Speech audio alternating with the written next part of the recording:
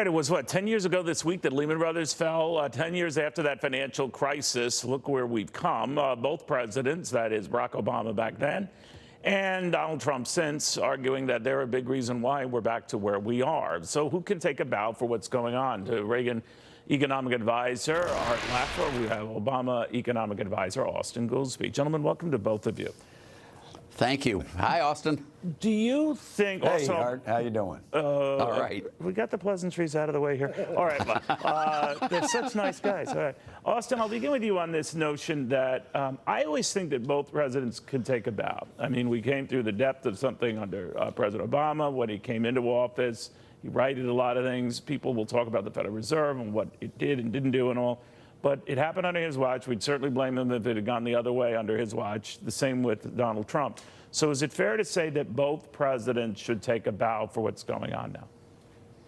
I do think that's fair. I pretty much agree with what you said, and I would add the caveat, which I said when I was in the White House, and I continue to say when I'm out of the White House, 90% of what happens in the economy in terms of growth has nothing to do with Washington. It has to do with the private sector. But I think the economy's going well, and both of those presidents deserve some credit. All right, so Art, much can be said as well about a third player here, and that is the Federal Reserve, what it's doing now versus what it was doing then. Are you worried, because this is something a lot of Obama critics point out, that his was built on near zero interest rates for a long, long time, and they're similarly concerned that with rates moving up, this thing that the president brags about now could be torpedoed. What do you say? I still think Reagan deserves all the credit for it now, but no, I'm just joking with you. No, I think Powell's doing a great job. I think interest rates should be raised. I think we should unwind all the quantitative easing. I think we should let markets be determined, interest rates determined in marketplaces. Because, you know, low interest rates, Neil, really discourage capital from flowing into the places they should flow into, the housing market, for example. The last 8 years, new housing starts per 10,000 population have been the lowest 8 years in our history. And that's because interest rates were too low and no one wanted to take the risk of lending to low credit borrowers for 30 years at 3%. So I think the move in interest rates is very good. And I do agree with Austin. I mean, you know, Obama came in at a very inappropriate time. I mean, the crash in the market, I mean, he was caught off guard. And he had some great advisors, including Austin, who I think was really spectacular in the advice he gave the president. But I think Trump is doing a lot better job now than Obama was doing at the very end.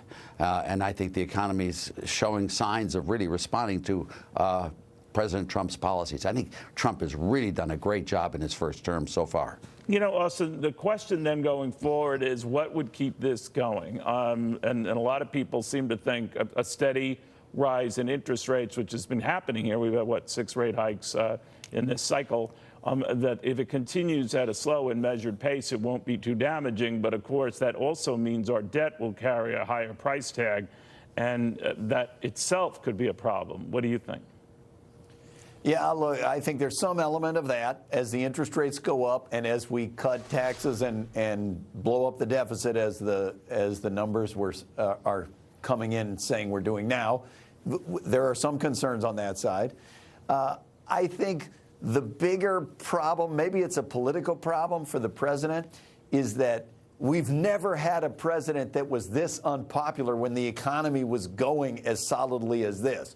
It's clear the American people do not give a great deal of credit to the president for what's happening. And I think part of that is self-induced. He's going out and saying, well, I'm going to put $200 billion, $500 billion of tariffs on China. I'm going to blow up NAFTA. I'm going to attack the Europeans. There are a lot of businesses and a lot of farmers and a lot of different industries in the U.S. where they're saying, whoa, wait a minute, let's not have our prices go up 25% right before Christmas. It doesn't make any sense. It could threaten the recovery, could send us into recession. Well, Art, obviously a number of business groups, I think 60 by last count, have been petitioning this president to go slow here, and they include U.S. auto manufacturers, apple growers, Maine lobstermen, vehicle parts makers, and the rest. So they're concerned to the point now that we have this Wall Street Journal story that seems to intimate the administration wants to reignite talks with the Chinese. So far, besides the Journal, we don't have anyone else confirming that. I just passed that along because well, we have the same owner, us and the Wall Street Journal, so we believe them.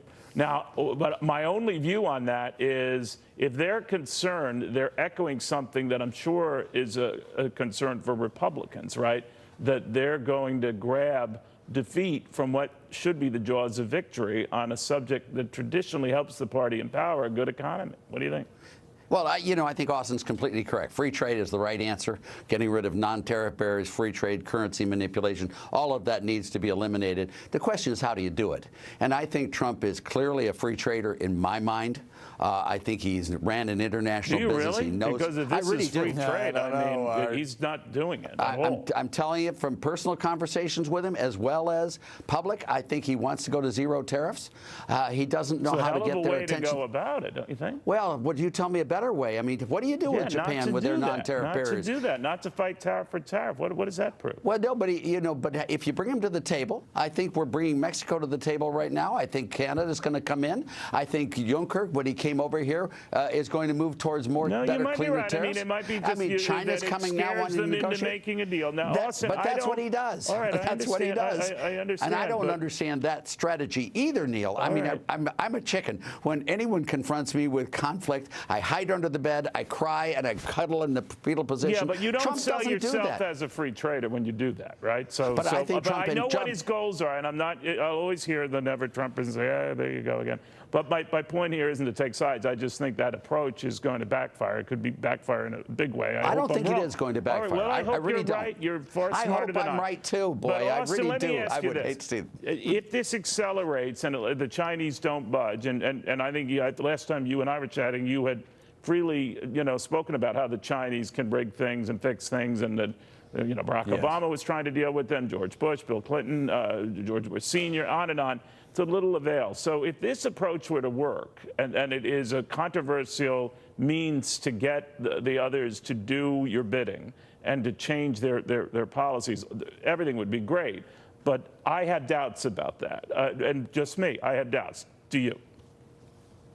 Yeah, I have a lot of doubts, as I expressed. You and I have talked about this many times, and that is, if we're going to publicly try to shove this in China's face, and we've already alienated our own allies. Okay, the thing to do if you want to get to change Chinese behavior, the thing that has worked before on various things, is to get a whole bunch of allies together who go down and collectively confront China.